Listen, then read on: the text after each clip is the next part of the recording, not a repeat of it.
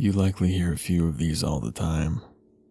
Stuff that people claim to have happened to them. Bits of weirdness that in the end mean nothing at all. Just a random thing that never goes anywhere. I know I've heard more than my share of such stories over the years. I tell about something weird I heard and everyone comes out with whatever weird unexplained thing they have.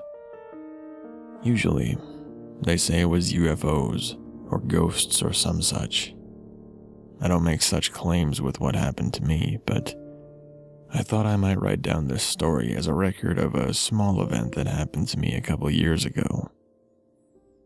I was living in a town in Pennsylvania near the border by the Poconos. There was a park there, many parks really, that all sat around a little driving tour one could take to all the covered bridges in the area. It spans over Easton, Allentown, and a bunch of little places. I like driving through this tour as many of the bridges are still in use today, and the views and the parks were lovely. There was this one bridge, I think it was closer to Allentown, that used to let people drive through. But a truck a few years before ruined the supports and it could not handle more weight than walking traffic anymore. So they closed off the two sides with concrete posts that would not allow anything heavier than a pedaled bicycle across. On one side sits a very old house, one of the oldest in the area. It was also very cool there, even in the heat of summer. I like to go there to sit in the shade of the house and cool off. One day, it was a very late summer into fall when we had an unusually warm day for the season that, by this point, normally starts to turn cool. I had gone to the old house and enjoyed the shade, watched people crossing the bridge and heading off down the trail that followed the river. After a while, I got up and started across the bridge as I always had.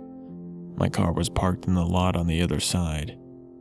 I liked looking at the old timbers and staring out the slit windows at the river. This time, as I crossed, there was no one else on the bridge when I heard the sounds of a baby bird in distress. It was very late in the season for baby birds, but I started looking for the source of the sound. Going through the bridge, the sound grew louder. Then, beneath a rafter, about at the middle of the bridge, I could hear the sound, right on top of me. A little bird peeking frantically for help. I looked up at the source, and it just stopped. Cut off like someone had hit stop on a recorder. There was no bird, at least not a live one.